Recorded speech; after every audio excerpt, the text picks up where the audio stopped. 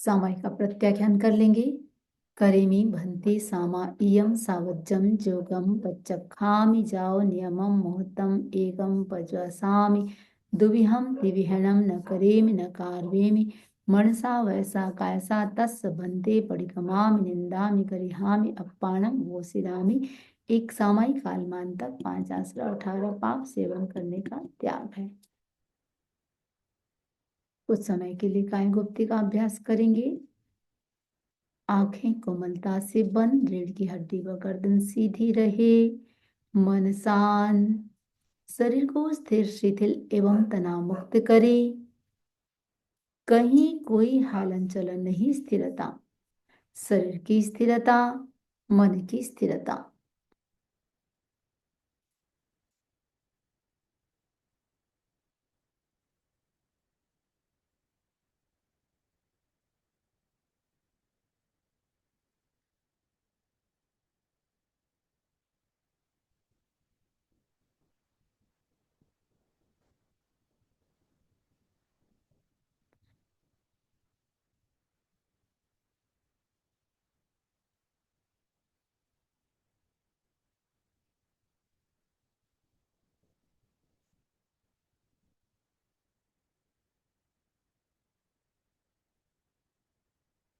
केवल आते जाते श्वास को देखें। श्वास आ रहा है, श्वास जा रहा है।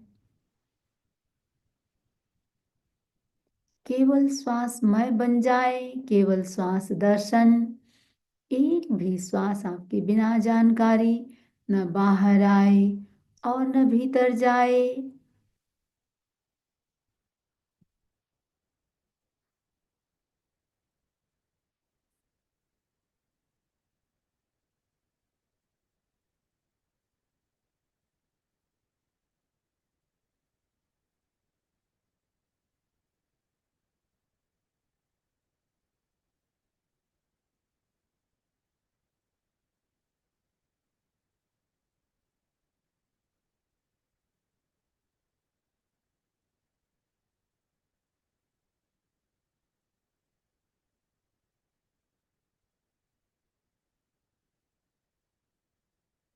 केवल श्वासमय बन जाए, केवल श्वास दर्शन।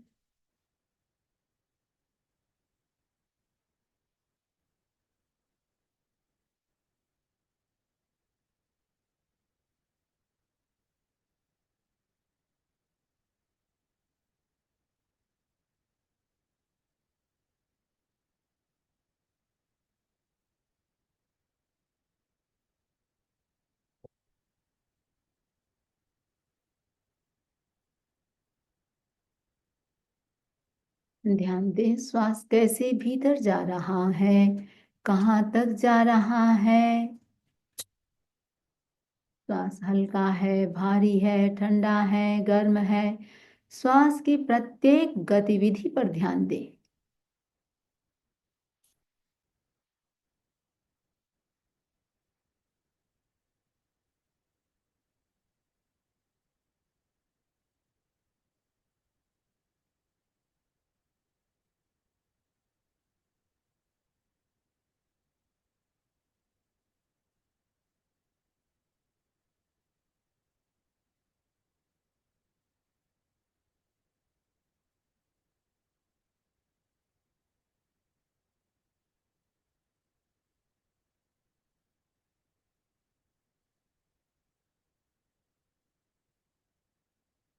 मन इधर उधर जा रहा हो तो मन को कहें बिल्कुल शांत, एकदम शांत और शांत। Relax relax relax.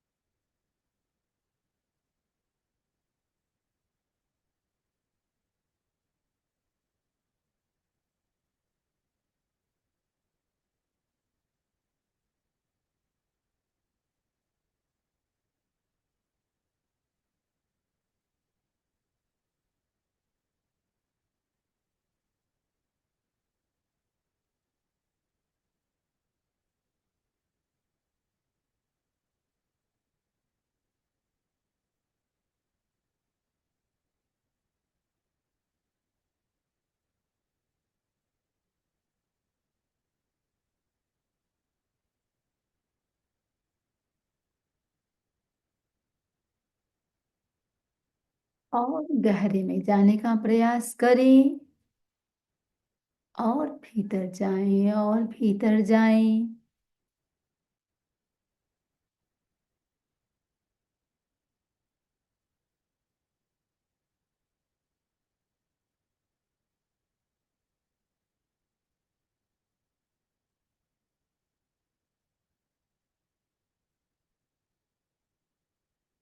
2-3 लंबा गहरा श्वास ले, लंबा गहरा श्वास छोड़ें।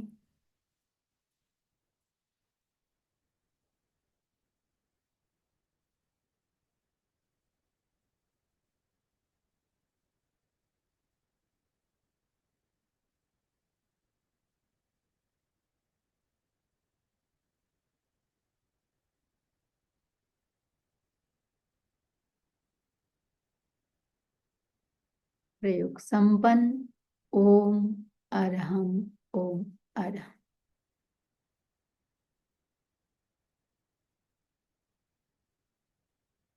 आज बाद में आए हैं सामायिक का प्रत्याख्यान कर लेंगे। करेमी भन्ते सामा इयम सावज्जम जोगम पच्चखामि जाओ नियमम मुहूर्तम एकम पज्वासामि दुविहम तिविहणम न करेमि न कारवेमि मर्सा वैसा कैसा तस् भन्ते परिकमामि निंदामि करिहामि अपाणम पोसिरामि। एक सामायिक के उपरांत जब तक मंगल पाठ न करे तब तक 5 आसरा 18 पाठ 18 पाप सेवन करने का त्याग है। तो हमारा प्रसंग चल रहा है उत्तराध्ययन का, अक्सर अपन चर्चा करते हैं। और तीसरा अध्ययन जिसमें 4 दुर्लभ की चर्चा की गई है। तो 4 दुर्लभ, पहला दुर्लभ है मनुष्यत्व, दूसरा दुर्लभ है मानुषत्तम, सुई मनुष्य जन्म मिल गया, लेकिन सुनना भगवान ने दुर्लभ कहा है। और सुन भी लिया तो उस पर श्रद्धा होना दुर्लभ कहा है, और श्रद्धा हो गई तो उस पर पराक्रम करना, संयम में पराक्रम करना भगवान ने दुर्लभ कहा है। 3 दुर्लभ की हम लगभग 4 दुर्लभ की चर्चा कर चुके। चौथे संयम में पराक्रम की आज थोड़ी सी हम चर्चा करेंगे। मनोरथ, देखिए श्रावक के 3 मनोरथ माने गए हैं। मनोरथ यानी इच्छा, अभिलाषा, और जो डेली करना चाहिए, उस डेली करना चाहिए वो 3 मनोरथ कोई आप लोग बताना चाहेंगे? वो 3 मनोरथ क्या है? कुणाल जी आप बताना चाहेंगे? कौशल जी है ना? कुणाल, कुणाल ठीक है, आप बताना चाहेंगे?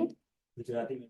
हाँ गुजराती बोल दो। क्यारे आरंभ परिग्रह छानीने ठीक है, क्यारे महत्व छानीने संयम आतीस गुड, क्यारे सलेखना संसारों में। बहुत सुंदर। ये 3 मनोरथ हैं। देखिए आचार्य तुलसी ने, आचार्य श्री तुलसी ने अपने श्रावक संबोध में बहुत सुंदर कहा है, कब आएगा वह धन्य दिवस जब अपरिग्रही बनूंगा मैं। अपरिग्रही का मतलब यहाँ समझना है, परिग्रह का मतलब होता है मूर्छा, ममत्व, आसक्ति। इसी को हम ले सकते हैं भरत चक्रवर्ती के साथ, अपन कनेक्शन कर सकते हैं। भरत चक्रवर्ती 6 खंड के राजा थे, परिग्रह अनाप शनाप, परिग्रह की कोई कमी नहीं थी। जितने भी हम देशों को जान रहे हैं ये टोटल 1 खंड होगा, जितने भी देश का नाम जान रहे हैं। तो भरत चक्रवर्ती कितने खंड के राजा थे? 6 खंड के राजा, ठीक है। इतना सब कुछ होते हुए भी केवल ज्ञान हुआ, परिग्रह की कोई कमी नहीं थी। तो भगवान ने कहा पैसा परिग्रह नहीं है, वस्तु परिग्रह नहीं है, परिग्रह है उस पर आसक्ति का होना, ममत्व का होना। चाहे वो शरीर हो सकता है, चाहे परिवार हो सकता है, चाहे वस्तु हो सकता है, कुछ भी हो सकता है। तो सबसे पहला मनोरथ क्या कहा है? वह दिन धन्य होगा जिस दिन मैं अपरिग्रही बनूंगा, ममत्व का परिहार। दुख का कारण कभी आप लोगों ने ध्यान दिया है क्या है? क्या होता है? मैं और मेरा। देखिए एक व्यक्ति के मरने की सूचना आई, क्या आप दुखी होंगे? नहीं होंगे। वही पता चला कोई आपका नियरेस्ट डियरेस्ट था, दुखी हो जाएंगे। पता चला किसी का मकान जल गया, क्या दुखी होंगे? नहीं। वही पता चला कि आपका कोई रिलेटिव या आपका खुद का कुछ था तो दुखी हो जाएंगे। तो दुख का कारण क्या है? आई एंड माई, मैं और मेरा। कोई मुझे पूछता है विशेष साधना क्या करें, और यदि धीरे धीरे या उम्र से भी यदि बड़ी हो रहे छोटे भी हैं तो कोई बड़ी बात नहीं है, मैं बोलती हूँ आसक्ति को कम करो, मैं और मेरापन इसको जितना कम कर सके करो सब कुछ। एक छोटा सा यदि मैं एग्जाम्पल के साथ यदि कहूं, आप बोलेंगे समझ जी मेरापन के बिना कैसे चल सकते हैं। आज परिवार के प्रति बच्चों के प्रति यदि ममत्व तो नहीं होगा, क्या चल सकते हैं? हाँ या ना? है नहीं चल सकते ना, ममत्व तो जरूरी है। इसी को मैं एग्जाम्पल के साथ बताना चाहूंगी।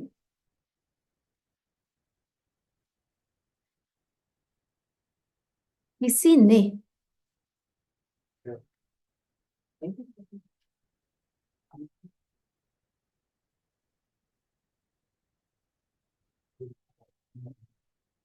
आप लोग को सामयिक भी पचका दूं? चलिए। करेमि भन्ते सामा इयं सावज्जं जोगं पच्चखामि जावनियमं मुहूर्तम एकं पचवसामि दुभ्यं त्रिवेणं न करेमि न कार्वेमि मनसा वैसा कायसा तस् भन्ते परिक्माम निंदामि गरिहामि अपमानम वो सिरामि। एक समय के उपरांत भी जब तक मंगल पाठ न करे 5 आश्रम 18 पाप सेवन करने का त्याग है। अब देखिए, जो आप लोग बोल रहे हैं कि भाई बच्चों के प्रति ममत्व तो होगा ही होगा, उसके बिना चल नहीं सकता है। ठीक है। भगवान ने ये भी कहा है व्यक्ति को रहना कैसे चाहिए, जैसे कमल जल में रहता है। किसी ने, अमित जीत जी ने राज जी को एक प्रीसियस चीज दिया, एकदम रेयर दुर्लभ चीज। ठीक है। और ये कहते हुए दिया कि भाई ये मिलता नहीं है, शायद यूनिक चीज है वर्ल्ड में, मैंने इतना घुमा हूं, मेरा एंटिक पीस है, इसको आप सहेज के रखना। और बहुत ज्यादा एक वार्निंग दे दिया कि लॉस्ट ना हो, टूटे नहीं, गुमे नहीं, सब दिए। मुझे ये बताइए राज जी, आप उसको कैसे रखेंगे? बहुत सुंदर चीज है, बहुत प्रीसियस है, एक्सपेंसिव है, संभाल के रखोगे आप, क्या अटैचमेंट होगा? जब आप वापस दोगे जीत जी को तो आपको दुख होगा? अगर किसी की अमानत हाँ, अमानत इन्हीं की है, जीत जी की है, और सिर्फ रखने के लिए दिया है, दुख नहीं होगा। राइट। चीज बढ़िया है, और रखा भी आपने इतना बढ़िया से कि शायद जीत जी भी उतना बढ़िया नहीं रखेंगे, और रिटर्न कर रहे हो तो दुख नहीं होगा। रखे भी हो तो उसके प्रति आपका ममत्व तो नहीं है, ड्यूटी के साथ कर रहे हो। अब ये बताइए, ये ड्यूटी में और ममत्व में अंतर आया नहीं आया? तो ड्यूटी सिर्फ आप ये सोचो कि भाई हाँ किसी को हम लेके आए हैं, आज पराई घर की बेटी है, ठीक है, आज हमारे घर आई है, ड्यूटी है। जरूरी नहीं है उसके साथ अटैचमेंट होना। अपनत्व तो रहे, दो चीज है, एक अपनत्व और एक अटैचमेंट। अटैचमेंट दुख का कारण होता है, और अपनत्व तो दुख का कारण नहीं होता। यही चीज बच्चों के साथ है, आप लोग दुखी हो जाते हो। मेरा दायित्व तो है, मुझे सब चीज प्रेम भी देना है, जैसे वस्तु को आप सहेज के रख रहे हैं वैसे ही सब चीज करना है, लेकिन अटैचमेंट को कम करना है। अब अटैचमेंट को दूसरे ढंग से समझ सकते हैं, जैसे आज कपड़ा पहनते हैं, बहुत आपका उसके प्रति बहुत ज्यादा लगाव है, बहुत अच्छा। अमित जी ने एक बढ़िया सा मैसेज डाला था जीत जी के लिए, बहुत सारे कपड़े हैं भी डोनेशन दे सकते हो। अब डोनेशन दे सकते हो मीन्स अटैचमेंट कम करो। अमित जी का मूल लक्ष्य क्या था? अटैचमेंट कम करो। हैं? हाँ, स्पिरिचुअल के हाइट में कितना पहुंच सकते हैं। हमेशा तो नहीं कर रहे हैं। आप लोग क्या हो गया बताऊं क्या, एक मिनट राजेश जी। वो उस 8 दिन के भूखे रहने को ही आपने धर्म मान लिया है। बाकी नहीं नहीं, बात तो सुनो। बाकी कितना दिन हुआ, 357 दिन, नहीं 347 दिन, 65 57। बाकी 357 दिन को देख ही नहीं रहे हैं, कितना ही ओमत हो, कितना ही उनके पास चीज का अंबार लगे। तो अमित जी कितने शुभ चिंतक हैं, वो सोच रहे हैं कि भाई ममत्व को कम करो। ठीक है, लेकिन खैर ये तो मैं जस्ट ऐसे ही बता रही हूँ। वस्तु का रखना भी कोई बड़ी बात नहीं है। अब बात यह है, जो आपका बहुत ज्यादा जिसके प्रति लगाव है, जो आपका वस्त्र पसंद है, फट गया, लॉस्ट हो गया, गंदा हो गया, तो क्या बन जाओगे, दुखी। जल्दी से फेंकना नहीं चाहोगे उसको, कैसे नहीं कैसे हम काम चलाएं, कहीं से सिल के चलाएं, ये करके चलाएं। तो सब चीज यूज भी करो। साधु को तो कपड़ा भी देखिए, वो सिल सिल के पहनता रहता है उसी कपड़े को, कितनी बार भी फट जाए। अच्छा, जब साड़ी साड़ी के लायक नहीं रहा तो उसको टुकड़ा करके दूसरे काम में लेगा। तो ये ममत तो नहीं है, ये क्या है, हम उपयोग कर रहे हैं, मैक्सिमम उपयोग कर रहे हैं, लेकिन उसके प्रति आसक्ति नहीं रखनी है। हाँ, तो बात अपन कर रहे हैं श्रावक का पहला मनोरथ क्या है, अपरिग्रही बनूंगा। ठीक है, परिग्रह, हाँ परिग्रह ये भी है। अब सिंपल सी बात है कि आखिर कलेक्शन कर क्यों रहे हैं, मूर्छा के कारण। एक है आवश्यकता और एक है आकांक्षा। आवश्यकता की पूर्ति हो सकती है, लेकिन आकांक्षा की पूर्ति नहीं हो सकती। जब तक कोई चीज काम आ रहा है तब तक यूज करें। हाँ, आपको ऐसा ही लगा कि कोई सेल पे मिल रहा है, वापस आएगा नहीं, और बहुत बढ़िया सब वो चेयर को ले अपन, भाई इतना बढ़िया चेयर है कि ये 20 साल खराब नहीं होगा। और भले ये 100 चेयर है, 150 चेयर है, और आपको लगता है कि चलो ये ऐसे ही बेकार हो रहा है, सेल पे आया है, तो यहाँ आप आवश्यकता को देखते हुए यदि इसको किसी को डोनेट करके नया चेयर ला रहे हैं, ये आसक्ति नहीं है। वहां आप क्या देख रहे हैं, ये 20 साल तक, और नया जो ला रहे हैं वो 50 साल भी खराब नहीं होगा, 20 साल भी खराब नहीं होगा। ऐसे बदल रहे हैं। या फिर एक तो घर को कबाड़ खाना बना रहे हैं। तो कबाड़ खाना क्यों बना रहे हैं, क्योंकि हमारे वस्तु के प्रति आसक्ति है। ला भी रहे हैं तो पुराना निकालने का लक्ष्य रखा जाए, इसका मतलब है कि उसके प्रति हमारी आसक्ति कम हो रही है, ममत्व कम हो रहा है। ठीक है, तो पहला, कब आएगा वध, ये श्रावक का मनोरथ है, और डेली डेली चिंतन करना चाहिए, इसको याद कर लो। ठीक है, तो पहला क्या है, कब मैं अपरिग्रही बनूंगा। मैं लास्ट तक पूछूंगी, जी जी आपको स्पेशल पूछूंगी है। दूसरा मनोरथ क्या है, कब आएगा वह धन्य दिवस, गृह त्याग मुनिव्रत लूंगा मैं। गृह त्याग मुनिव्रत लूंगा। क्या मन में कभी विकल्प आता है कि हाँ साधु जीवन लेना चाहिए, या दूसरा भी कोई ले रहा है तो उसको अंतराय देते हैं।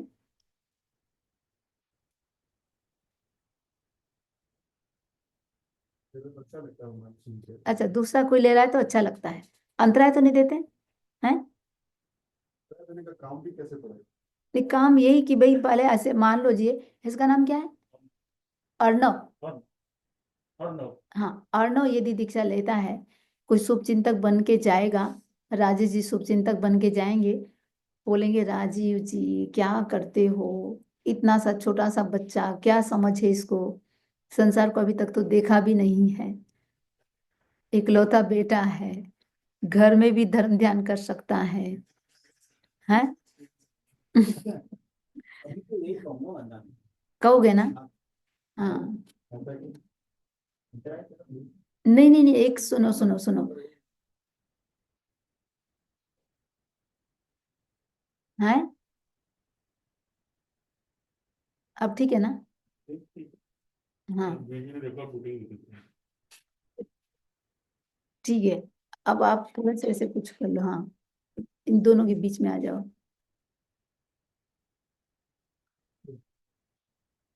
राजेश जी एक चीज ध्यान से सुनो, अभी तो आप ऐसा ही कहोगे, कोई ले रहा है तो बोलोगे अभी समझ क्या है। यदि कोई ले रहा है दीक्षा ले रहा है स्पेशली, और मना करते हैं या इस प्रकार के कोई बात भी कहते हैं, महामोहनी कर्म का बंध होता है। महामोहनी कर्म का बंध का मतलब 70 करोड़, ध्यान दीजिए यार, 70 कोटि सागरोपम का महामोहनी कर्म का बंध, यानी आपको 70 कोटि सागरोपम तक धर्म सुनने को तक नहीं मिलेगा। विषय है।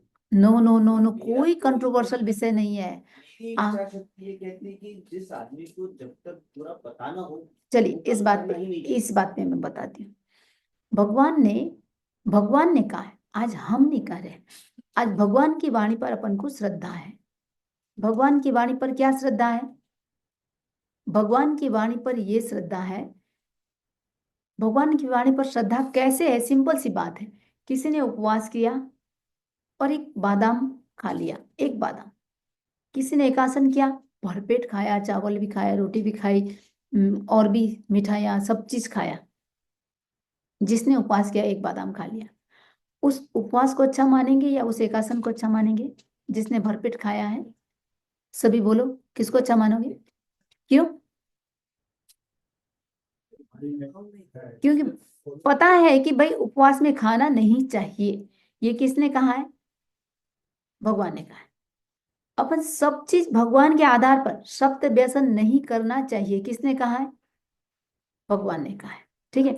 धर्म क्या है? जहां जहां भगवान की आज्ञा है। धर्म क्या है? जहां जहां भगवान की आज्ञा है। जब हम सारी चीज भगवान की वाणी के आधार पे चलते हैं, भगवान ने केवल ज्ञान का उम्र क्या बताया है?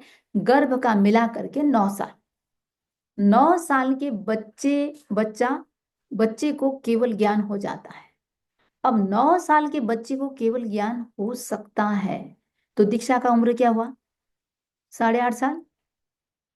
तो 8.5, क्योंकि केवल ज्ञान, साधु जीवन का मतलब छठा गुण स्थान, और केवल ज्ञान का मतलब 13वां गुण स्थान, यानी दीक्षा छठे गुण स्थान को क्रॉस करके ही कोई आगे जाएगा। अब इतना सा सोचो, जब भगवान ने कह दिया 8.5 साल दीक्षा का उम्र है, फिर हम कौन सी केवल ज्ञानी बनने जा रहे हैं? राइट? समझ नहीं है तो समझ को विकसित करें। कंट्रोवर्सी कुछ भी नहीं है, समझ की कंट्रोवर्सी है ना?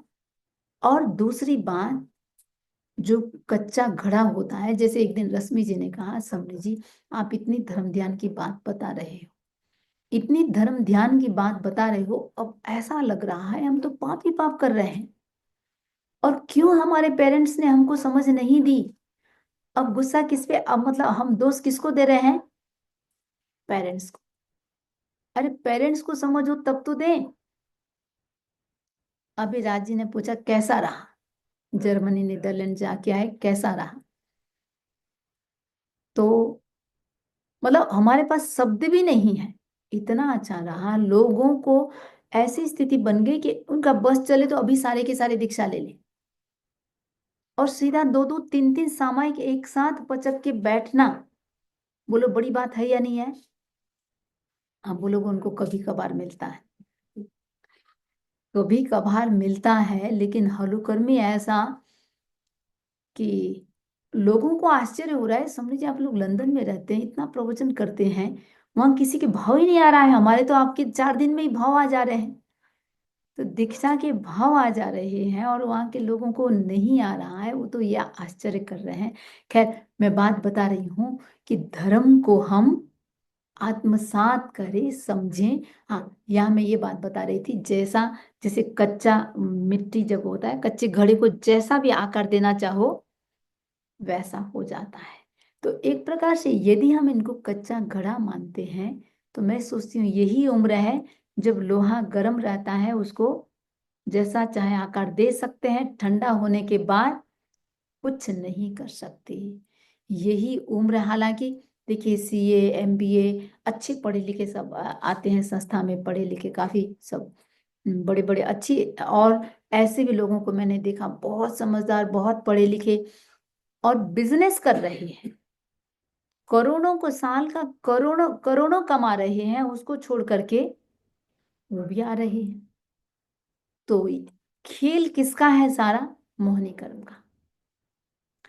मैं बहुत बार मैं बोलती हूँ, अब जब मैं 9 साल के बच्चों को देखती हूँ मुझे आश्चर्य होता है कि मेरे को 9 साल में इस ऐसी उम्र में मुझे भाव आ गया था, और इतना पक्का भाव आ गया था कि ब्रह्मा भी मुझे हिला नहीं सकता, इतना पक्का भाव आ गया था। और संघर्ष भी कम नहीं आए, लेकिन इतना पक्का, इतना पक्का, मजा ले कोई हिला सके। कारण क्या है? मोहिनी कर्म का खेल है, जिसकी चर्चा हम अभी बस अभी करने ही वाले हैं। तो पहला, हाँ, यहाँ मैं ये बताना चाहूंगी साधु जीवन को लेकर के। पहली बात तो अनुमोदना करते रहें, जो भी साधु बना है धन्य है कि भाई सुख सुविधा सब चीज त्याग करके साधु बने हैं। सिर्फ साधु जीवन की हम अनुमोदना भी करेंगे। जैसे तपस्वी की आप लोग क्या करते हो? अनुमोदना करते हो। भगवान ने निर्जरा के 3 कारण बताए: करना, कराना और अनुमोदन करना। किसी चीज को आप कर रहे हैं। अच्छा, तपस्वी को साता क्यों पूछते हैं? आप लोग को कभी पता चला है? ये आपके साथ है, आपके साथ है, पूछते नहीं पूछते हो? क्यों पूछते हो? अनुमोदना कर रहे हैं, तपस्वी का अभिनंदन करते हैं। क्यों? कर तो नहीं सकते तपस्या, अनुमोदन तो कम से कम कर सकते हैं। सेम चीज सभी चीज में, जो हम खुद कर नहीं सकते उसके लिए क्या करें हम? अनुमोदना करें, दलाली करें। जैसे श्री कृष्ण ने, शायद लास्ट सेशन में भी हमने चर्चा की थी, श्री कृष्ण ने तीर्थंकर गोत्र का बंध किया। किससे? सिर्फ और सिर्फ संयम की दलाली से।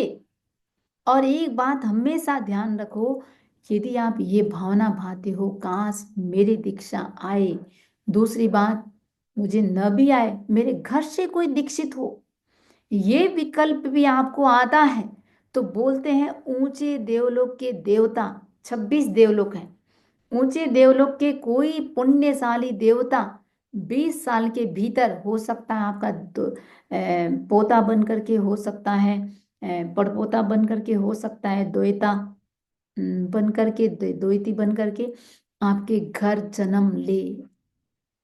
वो ढूंढते हैं कौन सा धार्मिक वातावरण है जहां पर मुझे धर्म के संस्कार मिलेंगे और धर्म करने को मिलेगा। देवता विलाप करते हैं, रोते हैं। रोने के 3 कारण, उसमें से एक कारण ये है, हमने संयम जीवन स्वीकार क्यों नहीं किया। और जो किए हैं वो ये सब सोचते हैं कि हमने अ, ढलती उम्र में क्यों किया, बचपन में क्यों नहीं किया। तो देवता, ऊंचे देवलों के देवता भी विलाप करते हैं, रोते हैं। तो ये कम नहीं है। आज तीर्थंकर देखिए, जिसके आधार पर सारी जिन शासन जो चल रहा है, तीर्थंकरों की वाणी के आधार पे वो भी दीक्षा लेते हैं। आज जो केवल ज्ञान हो जाता है, जैसे भरत चक्रवर्ती को केवल ज्ञान हुआ, हुआ तो क्या वो वहीं पर रहे, महल में रहे? कहाँ चले जाते हैं? और ये नियमा है, देवता आ करके उनको साधु का वेश देते हैं और वो पहन करके वो रवाना हो जाते हैं, जबकि केवल ज्ञान हो गया, आराम से सुख सुविधा के साथ रह सकते हैं, नहीं रहते हैं। तो मैं ये कह रही हूँ, ये कॉन्सेप्ट क्लियर करें कि मोक्ष है वो चारित्र के बिना होता ही नहीं है। साधु जीवन का मतलब चारित्र, मोक्ष के 3 रास्ते, ज्ञान, दर्शन और, बोलो तीनों का नाम बोल दो। हम्म आप क्या करते हो? जो 28 लोग सोचते हैं जी जी बहुत धार्मिक हैं, वो तब वो चौथा भी रास्ता है। ठीक है? तो लेकिन चाहे कितना ही तप कर लें, कितना ही ज्ञान कर लें, कितना ही दर्शन कर लें, जरूरी क्या है? चारित्र। चारित्र के बिना मोक्ष हो ही नहीं सकता। इससे आप समझ सकते हैं चारित्र का कितना महत्व है। तो खुद के लिए भावना भाए कि काश मेरे चारित्र आए। अब रही बात जो बुजुर्ग हैं, हमारे संतोष जी जैसे, ये बोलेंगे समझ जी मैं तो अब भी लेने को तैयार हूँ, आचार्य देंगे नहीं। ठीक है, ये सच में तैयार है, आचार्य देंगे नहीं। इसमें मैं एक उपाय बता सकती हूँ। वो उपाय, ये आचार्य ने एक सिस्टम बना दिया है जेंट्स के लिए 50, लेडीज के लिए 45। ठीक है, उसके भीतर भीतर लो। अब दूसरा उपाय ये है, यदि कोई साथ में आपके पोता लेता है, बेटा लेता है, तो साथ में उसको भी एक के साथ एक डिस्काउंट। तो यदि आपको ऐसा लगता है कि भाई मुझे लेना है, तो अपने पोते को साथ में तैयार कर लो, चल पोता अपन भी चलते हैं। ठीक है, तो एक ये हो सकता है। अभी कोई ऐसे ही चर्चा चल रही थी, तो मैंने यही कहा भाई ले सकते हैं। तो बोले सामने जी मम्मी पापा। तो मैंने कहा भाई आप लोग यदि लेते हो, यदि 3 पेरेंट्स के साथ बच्चा और पेरेंट्स लेता है और उसके मम्मी पापा लेना चाहें, बोले वो 70 साल के हो गए हैं, 75 साल के हो गए हैं, उस फुल फैमिली को अच्छे से दे सकते हैं। ठीक है, खैर मैं बात बता रही थी, हम भावना भाई काश मेरे संयम आए, बिना संयम के मैं नहीं जाऊं। और दूसरी बात, यदि ऐसा लगता है कि खुद में भाव नहीं आता है, तो दलाली करो भाई, संयम की अनुमोदना करो। कौन लेना चाहता है, बच्चों को संस्कार दो। तो भगवान ने ये मनोरथ में, श्रावक के लिए दूसरे मनोरथ में कहा है, कब आएगा वह धन्य दिवस, गृह त्याग मुनि व्रत लूंगा मैं। चाहे राजा है या चक्रवर्ती है, ठीक है, उनकी गति कौन सी है पता है? नरक। जो राज्य को भोगते हुए कोई व्यक्ति मरता है वो नरक जाएगा। वही यदि दीक्षा ले लेता है तो मोक्ष। हाँ। मतलब अगर समझो कि किसी व्यक्ति का एक्सपोजर ही ना हो गुरु के प्रति, और उसका एक्सपोजर ही 50 साल की उम्र में ही आया हो, और तब उसे ऐसा लगे कि नहीं मुझे तो नहीं रहना है, मुझे दीक्षा लेनी है, तो उस चीज को रिस्ट्रिक्ट कर देना कि 50 साल के बाद आप दीक्षा नहीं ले सकते, वो सही है? अच्छा, अभी एक भाई को आचार्य ने दीक्षा दी, शायद मेरे ख्याल से वो 70 से 75 साल के होंगे। इसके पीछे रीजन ये है, देखिए कि आचार्य ने जो एक बना दिया, उसके पीछे रीजन ये है, आज ऐसा ना हो कि आप 70 साल में, 75 साल में, 80 साल में, जिस समय आपको सिर्फ सेवा की जरूरत है, घर में कोई सेवा करने वाला नहीं है, चलो भाई धर्म संघ में सेवा तो होती ही है, और अपना संयम का संयम हो जाएगा, सेवा की सेवा हो जाएगी।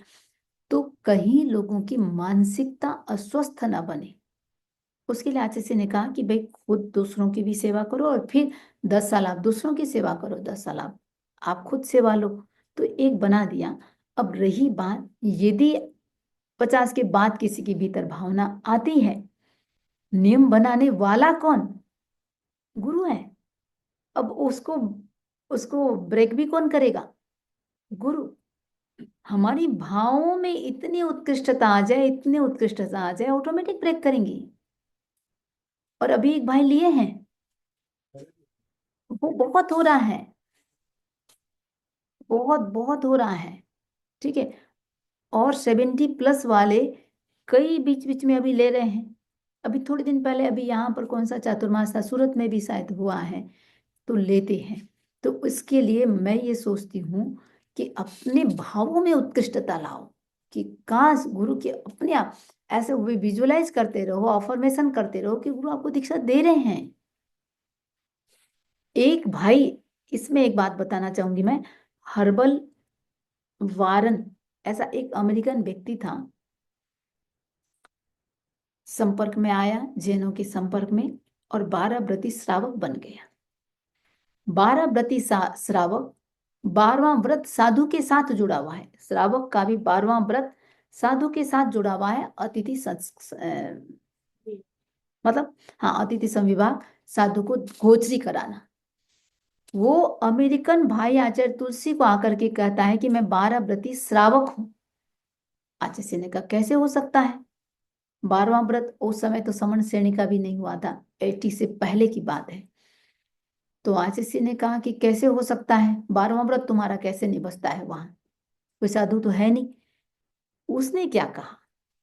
उसने कहा मैं खाने के लिए बैठता हूँ, अमेरिकन भाई है, खाने के लिए बैठता हूँ, मैं भावना भाता हूँ, काश कोई साधु पधारे, मैं अपने संविभाग का गोचरी में भराऊं और फिर खाऊं।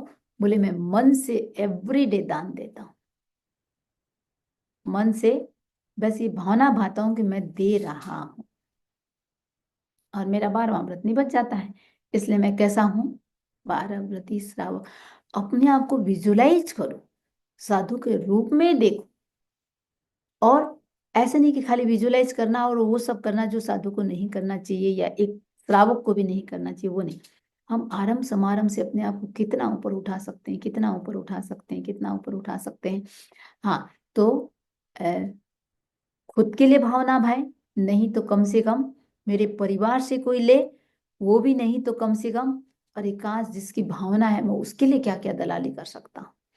और तीसरा, संलेखना। मान लीजिए कि अपरिग्रह वाला भी नहीं हुआ, मुनि वाला भी नहीं हुआ, तो कम से कम तीसरा संलेखना क्या है? कब आएगा वह धन्य दिवस, अनशन आमरण करूंगा मैं अंतिम समय संथारा संलेखना के बिना मुझे जाना नहीं है, ये भाव में आना।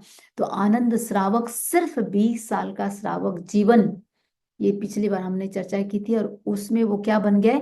एकाभवतारी। यानी यहाँ से सब देवलोक में है वो 10 श्रावक, और वापस महाविद्य क्षेत्र में आकर के सीधा मोक्ष जाएंगे।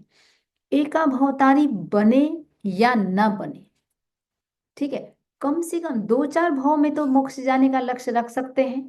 प्रज्ञा बहन, कितने भाव के बाद जाना है? हैं? 2-4 भाव में। भाव में ये लाओ कि एकाभवतारी बन सकती हूँ। बंधन में हाँ। भाव रखती हूँ कि अंतिम तक हमारा इतना कॉन्शियस होना जरूरी है कि संथार आ ही सब जाए। मंत्र सब साथ में ही जाए, सबका मंत्र लोग सब कुछ जीव के साथ ही जाए, ये मैं एवरीडे प्रार्थना करती हूँ। अच्छा, ठीक है, तो उससे क्या होगा? आगे भाव में वो सब काम आएगा। हैं? हम्म।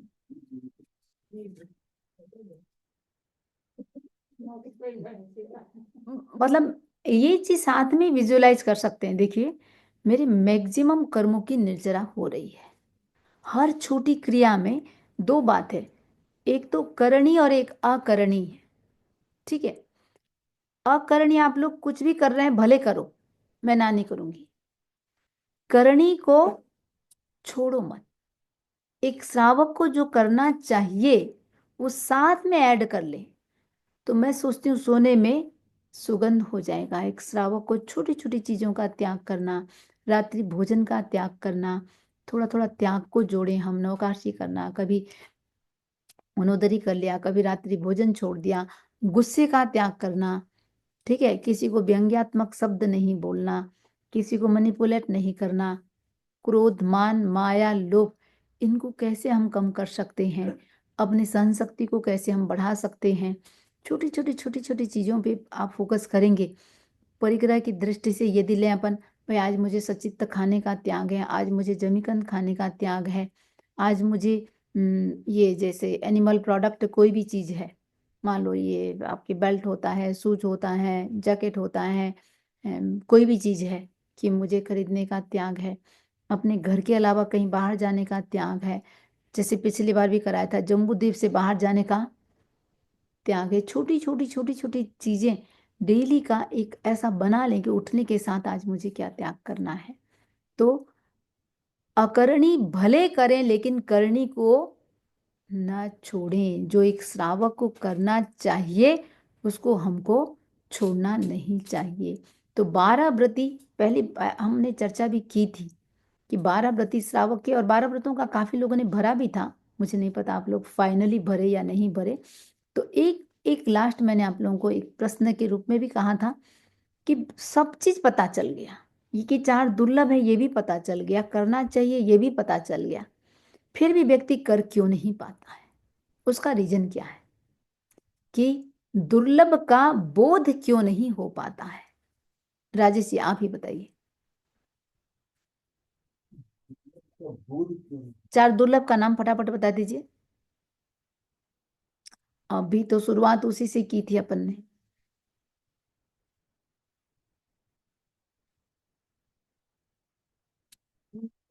50, मैं सोचती हूँ सैकड़ों बार, अभी जितने अपन के 5 प्रवचन तो हो गया है, शायद 50 बार चर्चा कर चुके, 4 दुर्लभ का नाम भी 50 बार चर्चा कर चुके। ये मनोरथ हुआ। ठीक है, अभी मैंने आपको 3 मनोरथ लास्ट में जो पूछूंगी बोली, एक तो अपरिग्रही बनना, एक साधु बनना, एक संलेखना संधारा करना, ये 3 मनोरथ है। मैं पूछ रही हूँ 4 दुर्लभ।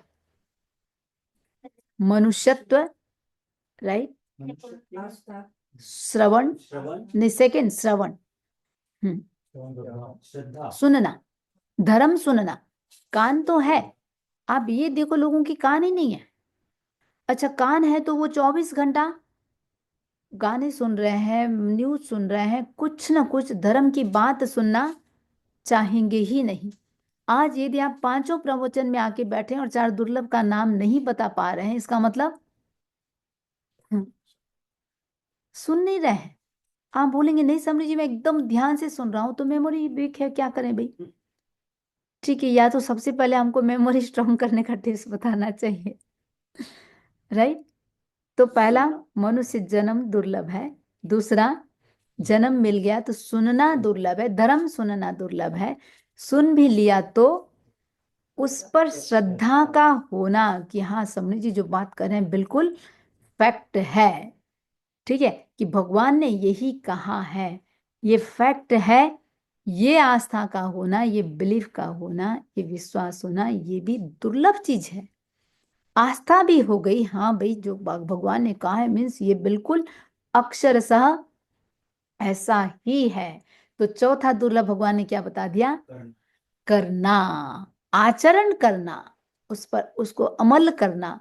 इसके लिए मैंने कई बार वो 3 मूर्ति की बात बताई थी। 3 मूर्ति दिखने में आकार प्रकार रंग रूप सब समान, और कलाकार ने राजा से पूछा राजन मेरे 3 मूर्तियों का मूल्य कितना? बोले जितना भी एक जैसा है। नहीं, तीनों का मूल्य अलग है। अब बताइए किसका मूल्य कितना है? एक व्यक्ति खड़ा हुआ दरबार में, उसने कहा मुझे अवसर दिया जाए। 7 दिन बाद वो दरबार आया।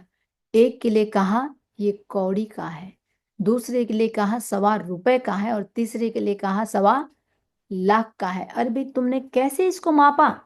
उसने कहा मैंने एक सलाई लिया, एक तिनका लिया, मूर्ति के कान में डाला, दूसरे कान से निकल गया।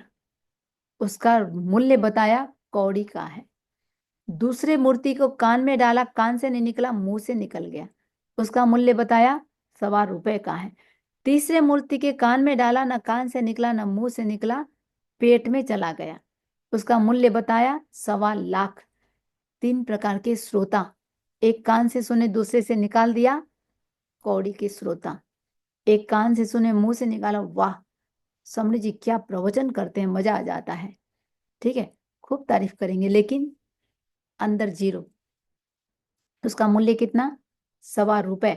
और सुना उसको आचरण में लाए, उसका मूल्य 1.25 लाख। कौन से श्रोता बनना पसंद करेंगे?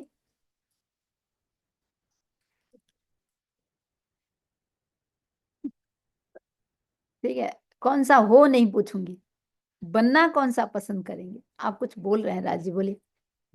हाँ गौतम बुद्ध महावीर स्वामी जब उनका जन्म हुआ हाँ तो हाँ, काफी सक्षम फैमिली में जन्म हुआ, सब छोड़ के वो सब छोड़ के गए, राइट। सब छोड़ के चले गए थे। हम्म, तो उस टाइम पे भी धर्म तो था, बिल्कुल। राइट। हाँ, तो जो थर्ड पॉइंट आप जो बता रहे हैं जिसमें संलेखना संथारा। हाँ हाँ नहीं नहीं नहीं, वो जो अच्छा आचरण। आचरण का हाँ के धर्म के प्रति आस्था रखना, तो गौतम बुद्ध तो अपनी खोज के लिए निकल गए थे अंदर। हम्म, उन्होंने तो उस धर्म को माना नहीं। उस टाइम पे जो धर्म चल रहा था वो बोले ये तो जो चल रहा है वो सही नहीं है, तो अपनी आत्मा की खोज के लिए वो बाहर निकले।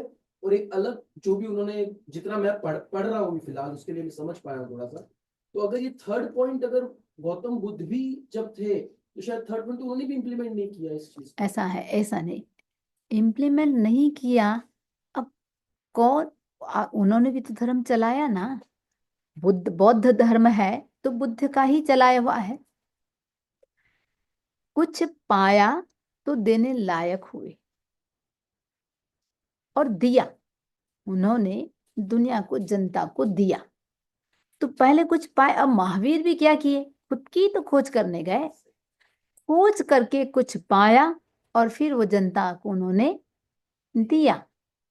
तो यदि कोई आज रिसर्च कर रहे हो, कोई चीज मिला है, आप यदि इसी बात को लो, आयुर्वेद शायद मेरे ख्याल से हजारों साल पुराना चीज है और एलोपैथी 200 साल होगा, 200 साल पुराना है। आयुर्वेद जहां था वही है, नई खोज नहीं है कुछ भी। और एलोपैथी कितना फैला, कितना फैला, कितना फैला। अब इसका रीजन क्या है? पहली बात तो रिसर्च नहीं है। दूसरी बात, आज एक व्यक्ति 25 साल आयुर्वेद को पढ़ने में लगा देता है, वो किसी को दे नहीं रहा है। आज एलोपैथी में क्या है, एक जो जहां तक पहुंचा वहां तक किसी को पढ़ने की जरूरत नहीं है, वो आगे उसको फॉरवर्ड कर रहा है ना। आज जो भी चीज मिला, मैं तो इतना ही कहूंगी, जैसे आप लोग भी जितना भी पा रहे हैं, सुन रहे हैं, आज पेरेंट्स के साथ बातचीत करते हैं, बच्चों के साथ बातचीत करते हैं, उसको डिस्कशन का विषय बनाएं, फैलाएं। खुद का तो ऑटोमेटिक हो जाएगा, उसे दूसरा भी क्या लगेगा। आज धर्म दलाली जैसे यहीं पर यदि मैं पेरेंट्स की बात को यदि लाऊं, आज किसी के पेरेंट्स मान लो 70 साल के होंगे, किसी के 75 के होंगे, किसी के कितने होंगे, जो यहाँ बैठे हुए आपके उस हिसाब से बोलूं। आज बात भगवान ने कहा, गौ, गौतम स्वामी, ये गौतम बुद्ध बोले ना, थोड़ा कंफ्यूज हो, गड़बड़ तो नहीं बोले ना, इंद्रभूति गौतम भगवान महावीर को पूछते हैं, भाई आप कहते हैं पितृ ऋण, माता पिता के प्रति जो संतान का ऋण होता है वो चुकाना बहुत कठिन है।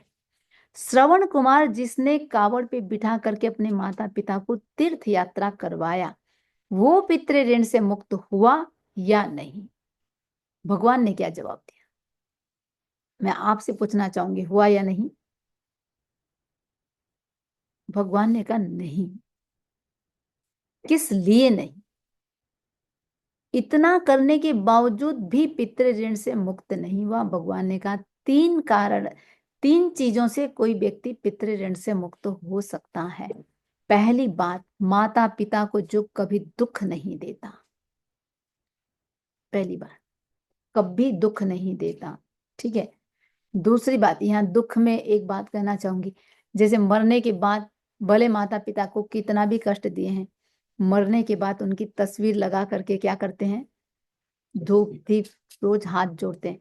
अरे जीते जी हाथ जोड़ लेते तो मरने के बाद हाथ जोड़ने की जरूरत नहीं पड़ती। जीते जी उनके नाम से पंडितों को खिला रहे हैं, जीते जी उनको खिला देते तो ये पंडितों को बुला करके खिलाने की आवश्यकता नहीं होती। खैर, तो मैं बात बता रही हूँ कि भगवान ने कहा पितृ ऋण मुक्त होने का साधन माता पिता को दुख नहीं देता है। दूसरा साधन बताया, जो उनको धर्म की दिशा में मन लगाता है। कोई भी चीज, अच्छा चीज पढ़ो। अब आप लोग प्रवचन सुनने आते हैं, अपने पेरेंट्स को लिंक दो, भाई कम से कम मम्मी 1 घंटा आप इसको आप सुनो, ठीक है। गुरुदेव का प्रवचन सुनते हो भाई, उसके लिए आज सुने या नहीं सुने तो कहीं पितृ ऋण से मुक्त हो सकता है। तीसरी बात भगवान ने कही, अंतिम समय में उनको संलेखना संथारा करवाता है।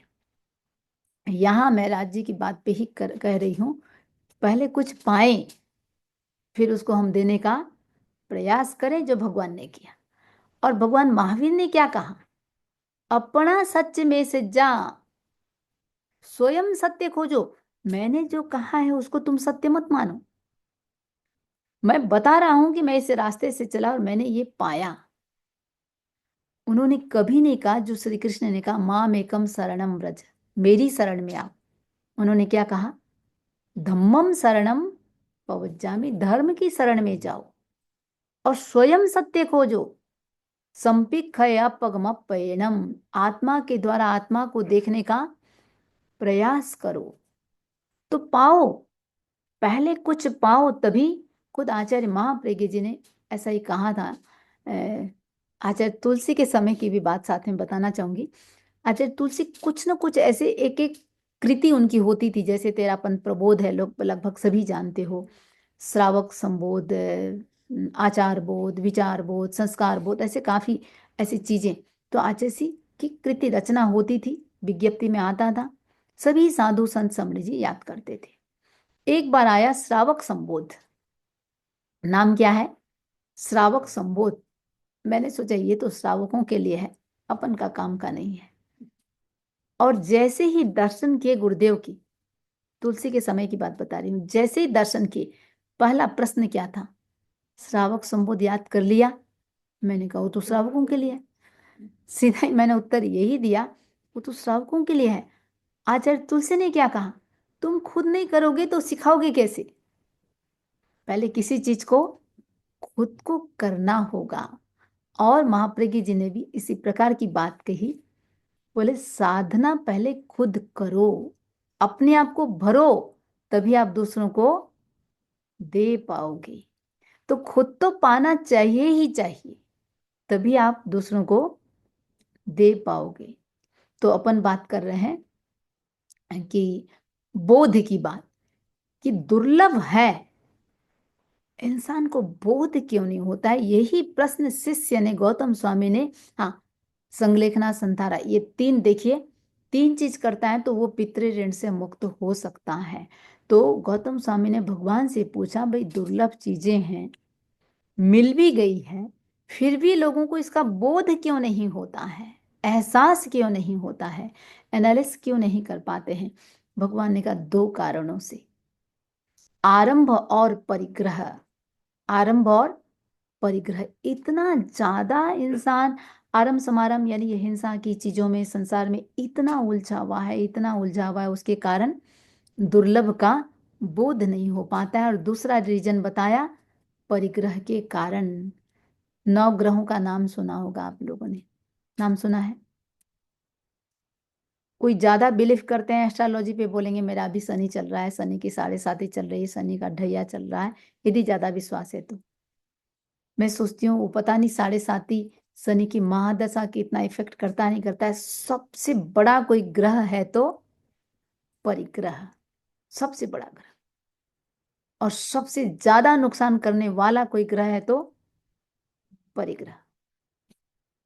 ये परिग्रह का मतलब ही है मूर्छा, आसक्ति, जुड़ा रहना, उस पे घुसे रहना। तो आसक्ति और लोभ में फंसे हुए जो भी हैं, उन जो लाइफ का एक वैल्यू होना चाहिए, उसको समझ नहीं पा रहे हैं। आखिर हम आए किस लिए हैं संसार में, जी किस लिए रहे हैं, इस सांस का, इस जीवन का किसी का, कि वो मूल्यांकन नहीं कर पाता है। अभी जो यंग है वो क्या सोचेंगे, जितना हम एफर्ट्स कर सकते हैं। जो बिजनेसमैन है वो क्या सोचेगा, या जो जॉब करने वाले भी हैं, साइड में हम क्या कर सकते हैं, एक एक मिनट को कैसे हम यूज करके मनी इनकम कैसे कर सकते हैं। विकल्प क्या आएगा, यही तो उम्र है कमाने का। यही होता है या नहीं होता है? हाँ या ना? यही तो है कमाने का। दूसरा, समझ जी कमाएंगे नहीं तो खाएंगे क्या? वो भी करो। आज यदि सेवा में यदि लोगों के साथ दिन भर बातचीत करने का, जैसे सैटरडे संडे का तो आप लोगों को पता ही है, मतलब इतना, इतनी ज्यादा व्यस्तता, कभी हो सकता है रात को 11 बज जाए, हो सकता है 11:30 बज जाए। देने के बाद मॉर्निंग में तो अपने आप को भरने का प्रयास रहता ही रहता है, देने के बाद ऐसा लगता है सोने से पहले आधा घंटा विदाउट मेडिटेशन कैसे सोए। भले वो 12 भी बज रही है तो भी लक्ष्य क्या रहता है, आधा घंटा मेडिटेशन करके फिर सोएंगे। अपने आप को थोड़ा तो भरें। पैसा कमा रहे हैं किसके लिए?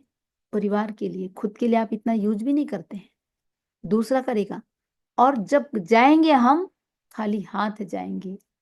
तो भगवान ने कहा, भाई ये आसक्ति और ये लोभ में फंसा हुआ व्यक्ति जीवन के मूल्य को आंक ही नहीं सकता है, समझ ही नहीं सकता है। और जो मैं बहुत बार कहा करती हूँ, 4 गति 84 लाख जीवा योनि सारे की सारे एक मनुष्य को छोड़ करके, और जो भी जहां पर हम धर्म और आत्मा और कर्म की बात जानते हैं, बाकी मनुष्य को देख लो, आज वो हिंसा में ही हिंसा को ही धर्म मानते हैं। जहां बलि प्रथा है, दूसरे क्रियाकांड है, ये सारी चीजें हैं। आप सौभाग्यशाली मानो अपने आप को कि जैन कुल में जन्म लिए हैं, ये सब चीज हुआ है। तो हम अपने लाइफ के मूल्य को समझें।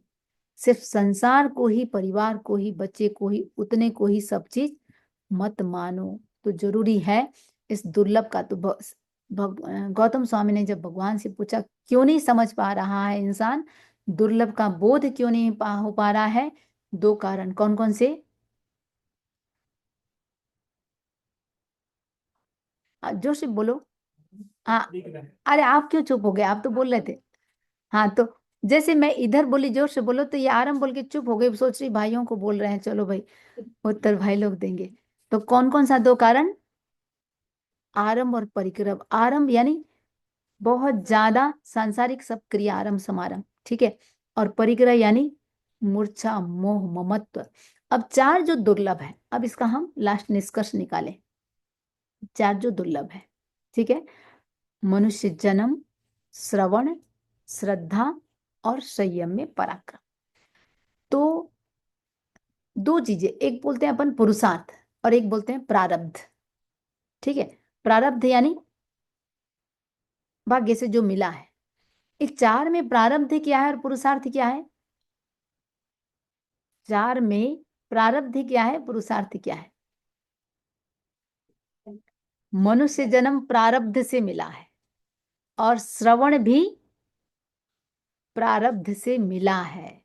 लेकिन दो के लिए आपको क्या करना पड़ेगा? दो के लिए आपको पुरुषार्थ करना पड़ेगा। हालांकि सुनने के लिए भी, आने के लिए पुरुषार्थ तो करना पड़ेगा।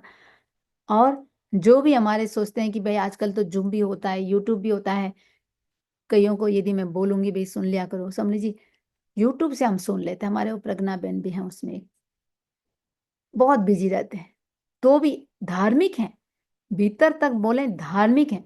अब लक्ष्य ये जो आजकल तो आते हैं प्राय, फिर भी आने से मुझे आश्चर्य लगता है कि इतने व्यस्त हैं, कैसे गए, बिजनेस में बिजी। और जो बुजुर्ग हो गए हैं, दादा दादी हो गए हैं, वो पोता पोती दोता दोती में बिजी। वो क्या बोलते हैं, डे केयर, क्या करते, बेबी सिटिंग, बेबी सिटिंग में बिजी। तो ये जल्दी से देखिए मिलता नहीं है, सुलभ होता नहीं है। तो दो है प्रारब्ध और दो है पुरुषार्थ, तो प्रयास करें। अच्छा, अब यदि हम इसका रीजन समझें, जो मैंने पहले भी बात की है, क्यों नहीं कर पाता है व्यक्ति, उसका कारण क्या? आरंभ समारंभ और परिग्रह तो ठीक है। अब उसको थोड़ा सा और जैनिज्म का टेक्निकल वर्ड में जाएं। 8 कर्म, राइट, 8 कर्म। 8 कर्म में एक कर्म है जो कर्मों का राजा है, उसका नाम क्या है? मोहिनी कर्म।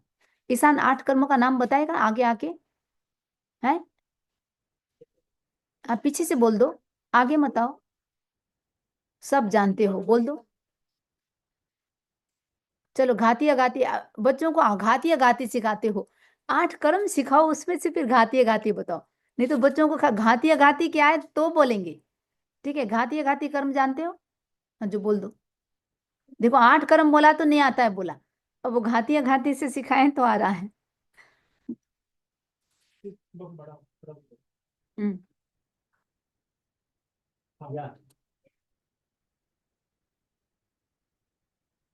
अच्छा, दो ही जानते हो?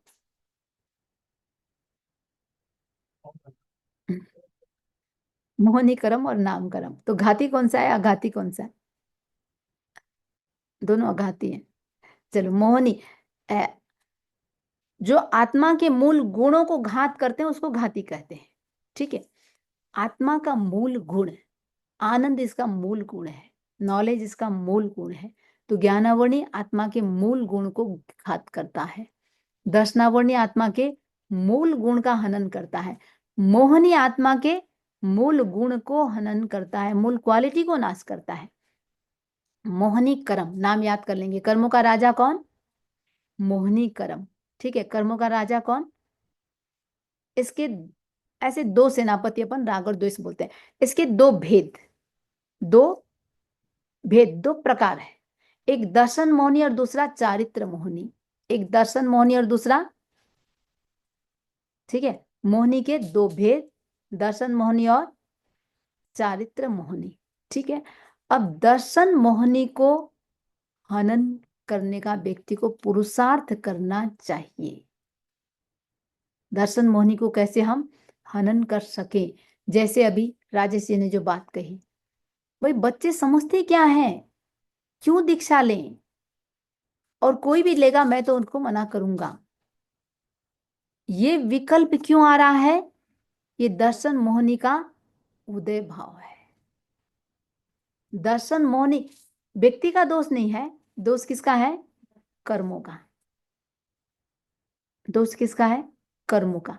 मैंने ऐसे भी पेरेंट्स को देखा जो बच्चा पेरेंट्स पर डिपेंड है, मान लीजिए उम्र से छोटे हैं, 10 साल का है, 11 साल का है, 12 साल का है, उम्र से छोटा है कोई, पेरेंट्स बहुत धर्म ध्यान करते हैं, बहुत ज्यादा, फिर भी बोले समणी जी यदि हम दीक्षा का मन बनाते हैं तो हमारा रीजन क्या रहेगा? ये बच्चा, क्योंकि हम तो संसार में तो भी खूब धर्म ध्यान कर रहे हैं और आगे हम और बढ़ाते ही जाएंगे, लेकिन हम यदि दीक्षा नहीं लेंगे ये बच्चा भी नहीं लेगा और बच्चा अपना संसार बढ़ा लेगा। बोलो कितनी बड़ी बात है। तो ये छोटे उम्र में, और हमको तो धर्म की समझ आ गई, लेकिन इस बच्चे को अभी हमारे पर डिपेंड है, हम जिस रास्ते जाएंगे ये वही रास्ते जाएगा। अच्छी बात है या नहीं है? कितना मर्म की बात है। तो बोले हम दीक्षा का भाव हमारा है, उसके पीछे मकसद क्या है? ये बच्चा का संसार न बढ़े। तो भाई संसार में नहीं, बच्चे छोटे हैं, समझते क्या हैं, या दुनिया में सुख मानना, जो सुख का कारण नहीं है उसको सुख का साधन मानना, ये सब कौन से कर्म का उदय भाव? मोहिनी तो ठीक है, मोहिनी के दो भेद अपन अभी किए, राग भी ठीक है, अभी मैंने नाम लिया दर्शन मोहिनी। ठीक है, दर्शन मोहिनी के कारण व्यक्ति इस मटेरियलिस्टिक दुनिया में ही सुख मानता है, विवेक का नहीं होना, ये दर्शन मोहिनी का उदय भाव है। कर नहीं पाना, जानते तो सब है, कर नहीं पाना वो क्या है? नहीं नहीं, अब दूसरा में आ जाओ ना, अब चारित्र मोहिनी का उदय भाव है। ठीक है, कर नहीं पाना वो है चारित्र मोहिनी का उदय भाव। बात समझ में आ गई? तो दर्शन मोहिनी का उदय भाव, और हाँ आप कुछ बोल रहे हो? हाँ, आप देख पा रहे हो, कर नहीं पा कर नहीं पा रहे हो, कर नहीं पा रहे हो तो चारित्र में आ गया। करना चाहिए। देखो दर्शन मोहिनी अब करना- जैसे कि राजेश जी रोक रहे हैं दीक्षा के लिए, वो दर्शन मोहिनी सुनो, क्योंकि वो ये इनका दर्शन मोहिनी हाँ, वो दर्शन- है ना, ये दर्शन मोहिनी। और मैंने राजेश जी को लक्ष्य पूर्वक पूछा, किस लिए? मुझे पता चला कि राजेश जी ने किसी को मना किया, किसी बच्चे को, कि देखो दीक्षा उक्षा का भाव मत बनाना, है ना, और ये पता चल गया मुझे। मैंने कहा आज तो चलो इनकी चोटी पकड़ी लो। करोड़ साल का फिक्स हो गया। हाँ मना करते हैं। सुनो, वो व्यक्ति को 70 कोड़ा कोड़ी सागरोपम तक धर्म सुनने को नहीं मिलता है। तो इसीलिए अब ये सोचो, ये ऐसा विकल्प आ रहा है और भगवान की वाणी पे अनास्था हो रही है। यदि हम ये बात कहते हैं, बच्चा समझता क्या है? अरे आप समझते क्या, आप छोड़ दो, आप तो समझ चुके हो। कि आपने कहा ना भगवान ने तो मार्ग बताया है, हाँ, चलना कैसे है ये अपनी। कोई चलना चाहता है। और एक मजेदार बात राजेश जी, एक बात और सुन लो, एक चीज और सुन लो। ठीक है, किसी का बच्चा कहीं बार पे जा रहा है, शराब के ठेके पे जा रहा है, वो शुभ चिंतक नहीं बनेगा। उसका बच्चा है, वो जाने, हम क्यों माथा लगाएं। धर्म का काम कर रहे हैं ना, वहां 10 शुभ चिंतक बन के चले जाएंगे। आज गलत रास्ते पे कोई जा रहा है, कोई बोलने नहीं जाएगा, उसका बच्चा, हमको क्या करना है?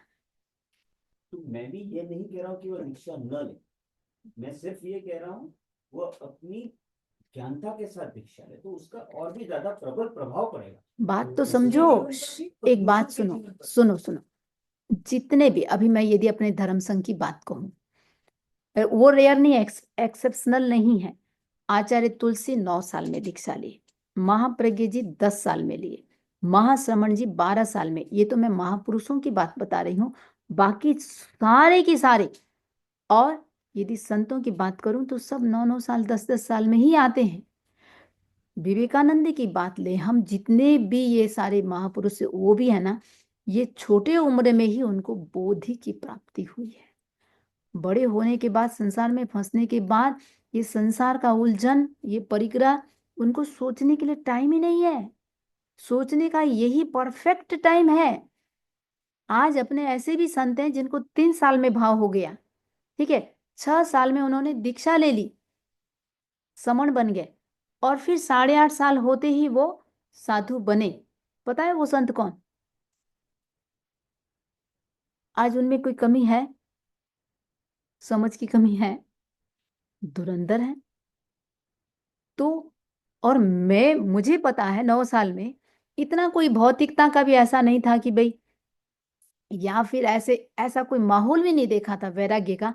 फिर भी भाव प्रबल हुआ, और मैं सच कहती हूँ ऐसा प्रबल भाव हुआ, पिताजी यहां तक बोल दिए कि तू जाएगी तो घर से मेरी अर्थी उठेगी। और मेरा ऐसा नहीं कि मोह नहीं था, बहुत ज्यादा मोह था, इतना ज्यादा कि सोच नहीं सकते हैं। कभी मैं मम्मी की आंखों में मजाले आंसू देख लूं क्या? मैं खुद जाकर के कॉर्नर पर रोने लग जाऊं। अटैचमेंट मेरा अच्छा था। फिर भी सेंटर पॉइंट पे आत्मा आ गई। जब सेंटर पॉइंट पे आत्मा आ जाता है तो ये बाहर की चीजें नगण्य हो जाती है। अब दूसरा ये दिल लें, जैसे किसी को साइकिल से मोह है, जिद जी बोलेंगे, इतना लगाव है कि साइकिल छूट ही नहीं रहा है। मोटरसाइकिल बहुत मनपसंद चीज एक लेके आ गई या किसी ने गिफ्ट दे दिया, अब वो साइकिल छूटेगा या छोड़ा? ऑटोमेटिक छोड़ा नहीं, छूट जाएगा। बड़ा चीज मिल गया, उससे बड़ी चीज आ गई तो वो छूट जाएगा। अब हमारा सेंटर पॉइंट क्या है? छोटी छोटी चीजों में ही अटके हुए हैं या बड़े प्रोजेक्ट को देख रहे हैं? जब बड़ा प्रोजेक्ट दिखने लग जाता है तब ये छोटी चीजें नगण्य हो जाती है। तो सिंपल सी बात है कि हाँ, इसमें अपन लें, देखो, मनुष्य जन्म और श्रवण ये व्यक्ति को प्रारब्ध से मिला है, ठीक है। अब श्रद्धा और चारित्र, संयम में पराक्रम की जो बात कर रहे हैं, श्रद्धा जो है वो दर्शन मोहनी का उदय भाव है, और चारित्र जो है वो चारित्र मोहनी का उदय भाव है। मेरे ख्याल से इतनी बात सबको समझ में आ गई होगी। कोई रिपीट करना चाहेगा? राजेश जी आप ही रिपीट कर दो। काम आज मेरा ही है। सो लास्ट खाली दर्शन मोहनी और चारित्र मोहनी, इतना सा रिपीट कर दो बस। दर्शन मुनि में तो जो आपको मिला हुआ और जो आप करते हैं वो चारित्र, दर्शन में आपको मिला है। नहीं नहीं नहीं, आप अभी तक दर्शन पकड़ मुनि सिंपल है, मैम, किसी को याद रखना, आप सोचिए कि राजेश जी ने दीक्षा के लिए रोका। आपको याद रखना कि आप किसी सही चीज के लिए रोक रहे हैं, तो वो आपका देखो, मोहनीय कर्म, दर्शन मोहनीय आप इसमें आप। चलो इन्होंने तो एग्जाम्पल से बिठा दिया। अपन जो श्रद्धा की बात कर रहे हैं, भगवान की वाणी पे श्रद्धा का होना नहीं है, ठीक है, इसका मतलब वो दर्शन मोहनी। और आचरण नहीं है, वो है चारित्र मोहनी। तो हमने बात की, 2 प्रारब्ध है, 2 पुरुषार्थ। पुरुषार्थ में भी एक का कनेक्शन दर्शन मोहनी के साथ है और दूसरे का कनेक्शन चारित्र मोहनी के साथ है। अब किसी को एक सुलभ 4 दुर्लभ में भी यदि देखें, किसी को 1 मिलता है, किसी को 2 मिलता है, किसी को 3 मिल जाता है, और किसी को, तो वो भाग्य पिछले जन्म का कनेक्शन तो है संतोषी। जब अपन को विवेक हो गया तो हम एफर्ट्स करके उस कर्मों की कितनी निर्जरा कर सकते हैं, है ना। आज इतना सुनने के बाद भी किसी को भाव नहीं होता है। आज किसी ने सुना ही नहीं और उसको भाव हो जाता है, तो यहाँ अपन बोल सकते हैं कर्मों की बात है। लेकिन लक्ष्य क्या रहे कि मैं अपने मोहनी कर्म को हल्का कितना कर सकती हूँ। हल्का एक प्रकार से आत्मा को मलिन बनाने वाला कौन? मोहनी कर्म। जैसे आप सोचते हो मैले कपड़े को धो लें, मकान यदि गंदा है तो उसको साफ कर लें, तो आत्मा जो मलिन है वो मलिनता का कारण क्या है? मोहनी कर्म। बस उस मलिनता को कम कैसे करें, तो उसके लिए एफर्ट्स की आवश्यकता है। और किसी को ये भी लग सकता है सामने जी मेरे में श्रद्धा है, करना भी है, लेकिन थोड़ा सा अपने आप को सेटअप कर लूं। नहीं, दूसरा विकल्प क्या आता है? थोड़ा सा अपने आप को सेटअप कर लूं। और ये सेटअप करते करते क्या होने वाला है? पूरा लाइफ बीतने वाला है। हाँ है। मैं 9 साल की थी और बहुत पक्का भाव आया था कि इतना पक्का, इतना पक्का। फिर डे बाय डे मेरा बढ़ता चला गया। 16 साल में मैंने घर छोड़ा, मुझे छोड़े नहीं थे। 9 साल से ही मैं रोना धोना सब शुरू कर दी थी कि मुझे छोड़ दो, मुझे छोड़ दो, मुझे छोड़ दो। साइंस की दृष्टि से इसको इमोशनल हाईजैक बोलते हैं, किसको? जो भाव आपके आए, अच्छा। ये इमोशनल हाईजैक होता है। हम्म इस ओर में स्वाभाविक होता है, हम्म सबको आता है, किसी को ज्यादा चढ़ता है, किसी को कम चढ़ता है। तो इस उम्र में तो राजेश जी बोल रहे हैं 9 साल में इनको भी भाव आया था। सबको आता है बंदा में, वो उस ऐसा समय नहीं का होता है। भाव किसी को ज्यादा किसी को कम आते हैं। जैसे जो आदमी आपका धर्म के प्रति आया, किसी और को किसी के प्रति आता है, किसी और को अच्छा। प्रेम के प्रति आता है, किसी और को किसी और के प्रति आता है। तो emotions कि डायरेक्शन क्या मिल रहा है? दिशा, दिशा क्या मिल रही है? डायरेक्शन क्या है किसका? डायरेक्शन क्या है? और फिर changes जो बॉडी में, उससे पूरा आपका जो ब्रेन कंट्रोल होता है, जैसे आप बताया समझाए थे पहले भी, हार्मोन से होता है। सब चक्कर में जो हमने डिस्कस किया, तो उसका है। कभी किसी का प्रभाव किसी पे कहीं और ज्यादा पड़ता है, कहीं कम पड़ता है। और बहुत जरूरी है जब भी अपने आप को थोड़ा सा भी भाव बनता है किसी का भी, मैं सोचती हूँ उसको पोषण देना, बराबर सिंचन देना। सही दिशा मिलते ही हम अपने आप को सिंचन देते चले जाएं। तो यदि अपन देखें तो कुल मिलाकर के निष्कर्ष इतना ही है, मोहनी कर्म को हम कितना कम कर सकते हैं। ये सारा श्रद्धा, संयम में पराक्रम, ये सारा की सारा मोहनी कर्म के साथ है। तो देखिए, एक दोहा है, 58 घड़ी काम की 2 घड़ी राम की, 58 घड़ी जीव की 2 घड़ी शिव की, 58 घड़ी पाप की 2 घड़ी आपकी। पहले तो मुझे ये बताइए घड़ी का मतलब क्या है, समझ रहे हैं आप लोग?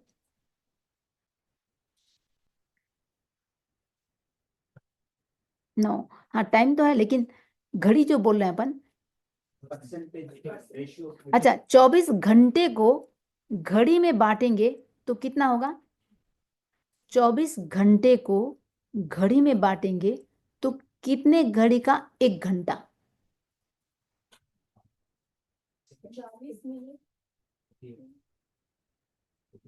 पंजाबी एक घंटे में 60 मिनट है यहाँ पे, तो उसमें से 58 मिनट खुद के, 2 मिनट धर्म के, तो ऐसे 24 घंटे के हिसाब से 24 इंटू 2 48 मिनट हो गए जो सामायिक होगी वरना। ठीक है, तो 24 घंटा, ठीक है, 24 मिनट की 1 घड़ी, 48 मिनट की 2 घड़ी, 24 घंटे को घड़ियों में बांटे तो 60।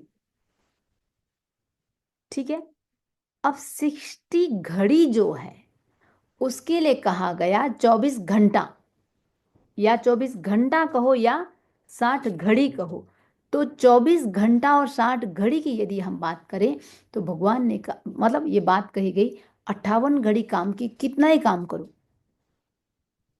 58 घड़ी काम की 2 घड़ी राम की। आत्मा में रमण करने वाला हर जीव राम होता है। ठीक है, आत्मा में रमण करने वाला हर जीव राम है। तो हम कम से कम 48 मिनट आत्मा में रहें, जो सामायिक का कालमान है। 58 घड़ी पाप की, कितना ही पाप करो 24 घंटे में, 2 घंटा तो आपकी अपने लिए निकाले हम। ठीक है, 58 घड़ी जीव की, 2 घड़ी शिव की, शिव यानी मोक्ष।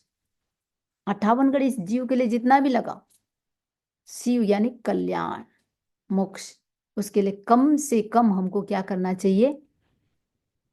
48 मिनट 24 घंटे में निकालना चाहिए। उसके लिए आवश्यक क्या है? विवेक। बिना विवेक के क्या छोड़ना, जो 3 शब्द आता है, हे गेय और उपादेय। हे गेय उपादेय का मतलब क्या छोड़ने योग्य है, क्या जानने योग्य है, और क्या आचरण करने योग्य है। हे यानी छोड़ना, गेय यानी जानना, और उपादेय यानी ग्रहण करना। तो बिना विवेक के हे गेय उपादेय का ज्ञान होता नहीं है। और विवेक का जागरण किससे होता है? बोलो अमित जी। राजेश जी का तो बताइए कि इनके कौन सा कर्म का उदय भाव है। विवेक का जागरण किससे होता है? हैं? मोहनी कर्म के क्षोभम से। अपन कर्म के बात से चल रहे हैं। हाँ, मोहनी कर्म का क्षोभम कैसे होता है, तो फिर ये सारे साधन आ जाएंगे। तो बहुत जरूरी है कि जो आत्मा मलिन है उसको हम थोड़ा सा कैसे क्लीन करें, हल्का बनाए, तो मोहनी कर्म का क्षोभम, जिससे हमारा विवेक जागेगा। विवेक जागेगा तो हम कुछ कर पाएंगे। ठीक है। हे गे उपादेय का कम से कम ये विवेक। आज गुस्सा करके ऐसे भी लोग होते हैं, किसी के गुस्से से पूरा परिवार परेशान था, भयंकर गुस्सा। मैंने उस भाई को पूछा, गुस्सा करके कभी पश्चाताप होता है, या ऐसा लगता है थोड़ा और करना चाहिए था? बोले समझ जी यही बात आती है, थोड़ा और करना चाहिए था। अब पूरा परिवार जहां परेशान है, वहां भी वो सोच रहा है कि मुझे गुस्सा, आज किसी को 2 शब्द बोल के गिल्ट फील करते हो, या ऐसा लगता है आज तो मजा चखा दिया। हमेशा वो मेरा इंसल्ट करता है, टोंट कसता है। आज मैंने भी अच्छी तरह से उसको मजा चखा दिया। किसी को मजा नहीं चखाया। मजा किसको चखाया हमने? अपने आत्मा को। जो भी कर रहे हैं सब आत्मा को मलिन कर रहे हैं। मतलब इस प्रकार का 18 पाप से संबंधित। तो बहुत जरूरी है विवेक का जागरण। ठीक है। ओम अरहम। तो वापस ध्यान दीजिए, हमने चर्चा क्या की? 4 दुर्लभ की। वो दुर्लभ क्या है? मनुष्य जन्म, श्रवण, श्रद्धा, और उसमें पराक्रम, आचरण, संयम में पराक्रम। ठीक है। और उसके अंतर्गत हमने दुर्लभ का बोध क्यों नहीं होता है, उसके संदर्भ में 2 बातें की, आरंभ और परिग्रह। मूर्छा, ममत्व, आसक्ति के कारण। तो एक श्रावक को 3 मनोरथ का चिंतन करना चाहिए, जो मूर्छा या ममत्व को कम करने के लिए, या मोहनी कर्म के क्षोभम के लिए भी ये 3 मनोरथ बहुत हेल्पफुल है। तो अमित जी इशारा कर रहे हैं, जीत जी को अच्छी तरह से समझा दो। तो ऐसा लग रहा है कि अमित जी का तो मोक्ष होने इसी भाव में होने वाला। वो सारा आरंभ परिग्रह सब चीज छोड़ चुके हैं। अमित जी का नाम ही चेंज कर दिया मैंने, हैं? महा अमित जी कर दिया। महामित जी कर दिया। महाश्रमण जी हैं। हाँ, आगे पीछे तो रास्ता खुला है। ठीक है, चलिए। आप इनसे कंफर्म कर लो, वरना और किसी को नहीं रोकना। अब मेरी भावना देखो वरना मैं कितने जल्दी चेंज हो गई। आदमी चेंज हुआ, मेरी भावना चेंज हो गई। देखते हैं। कल को कोई और देख से लगता है। हाँ, वही है, ये चीज कभी नहीं कहने का। मेरे को तो, मैं तो शॉकिंग थी कि राजेश जी ऐसे कैसे बोल सकते हैं, और सच में बोल गए, वापस मेरे सामने बोल गए। काफी दया भी पाई। अरे तो वो दया सब अभी पाप में क्यों?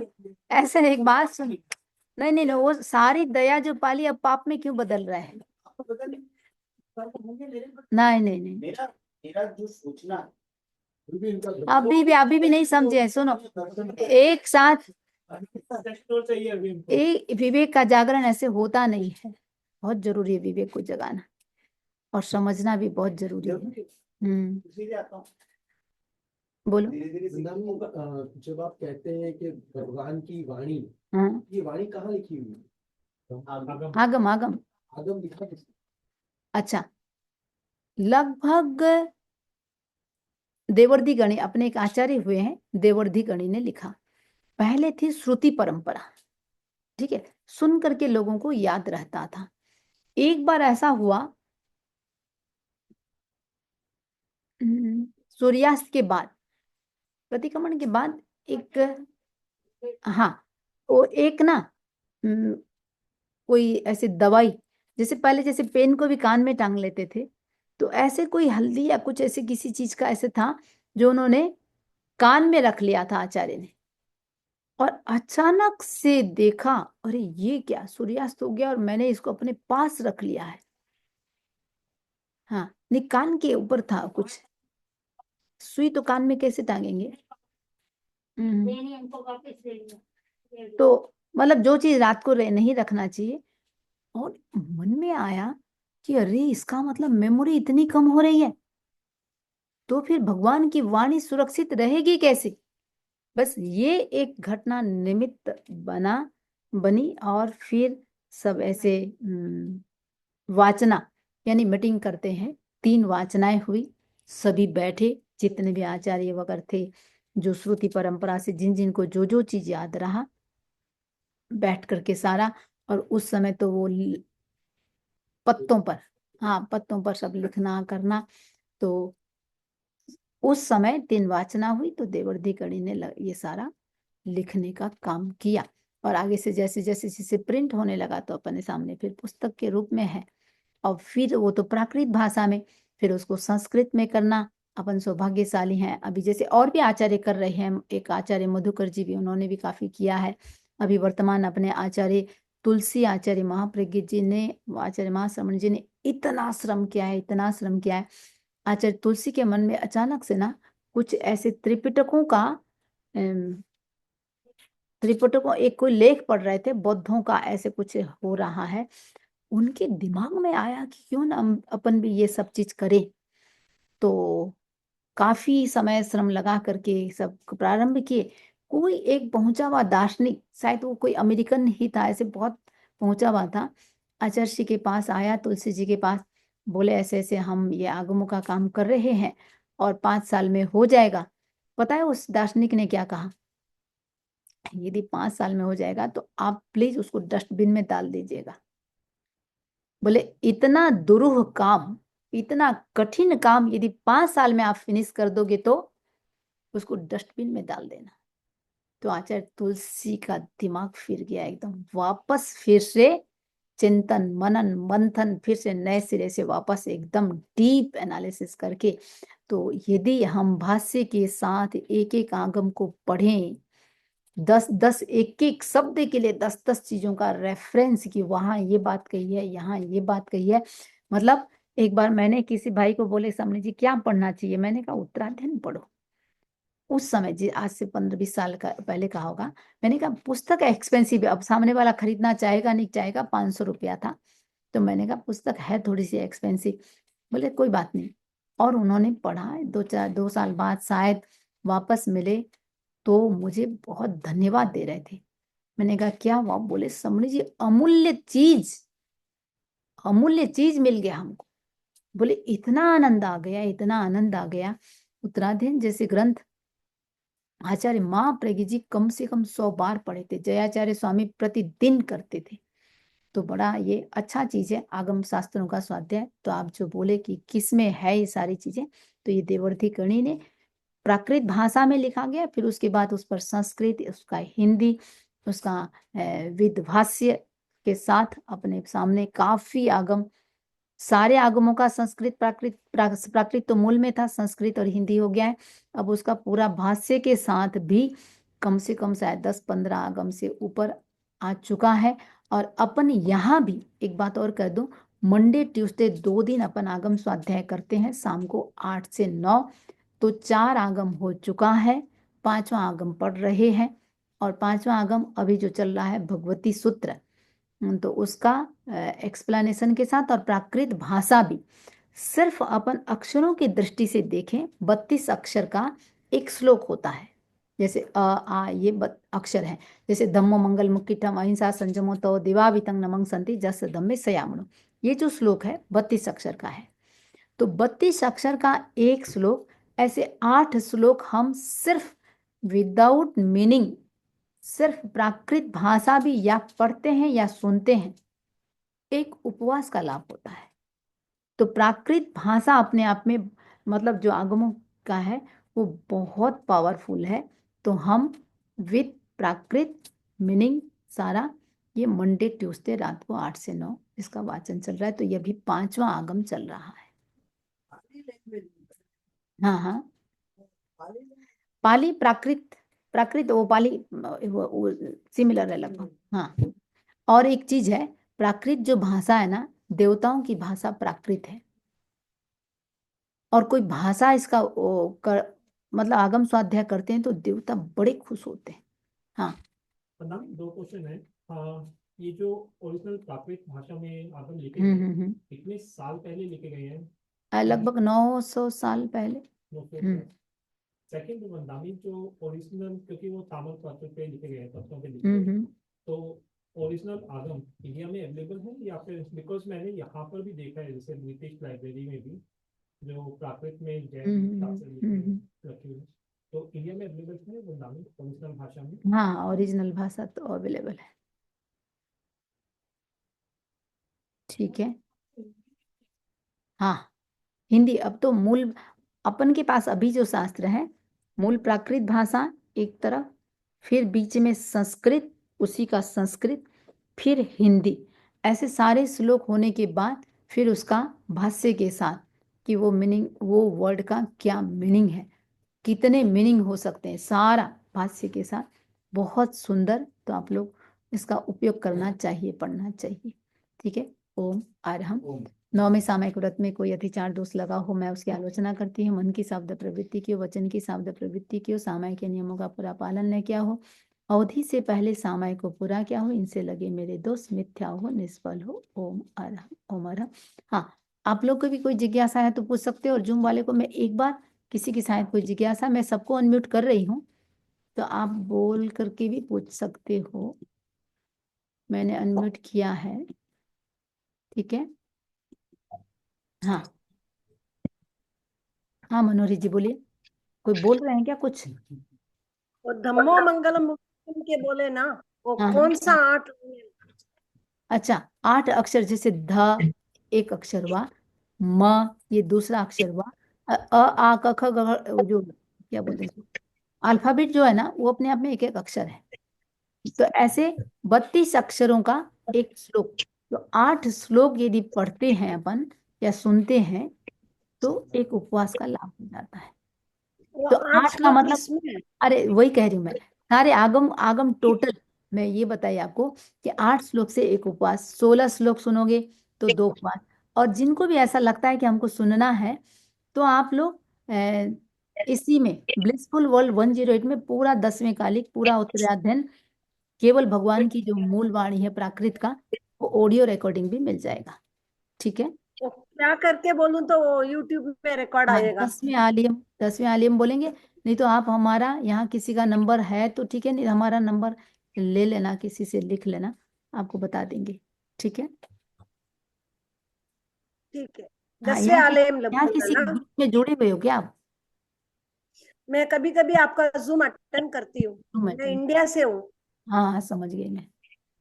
ठीक है। I am from Chennai. ओ है, आपको मिल जाएगा ऑडियो। ओके। ठीक है। वंदामी नमन स्वामी, कृतज्ञोस्मि, हम आपके आभारी है। ठीक है, ओम हरा। चलिए, मंगल पाठ आप लोग को पूछना है किसी को? इसमें एक बात है, जिनको लगता है कि हमारा संतोष जी का एक प्रश्न है कि गृहस्थ को प्राकृत भाषा पढ़नी चाहिए नहीं चाहिए। आगम स्वाध्याय जहां तक बात है, देखिए, यदि स्वाध्याय कर रहे हैं, खुद पढ़ के कर रहे हैं तो आचार्य श्री से पहले आज्ञा लेनी चाहिए, प्राकृत भाषा का कर रहे हैं तो। और दूसरी बात, यदि आप लोग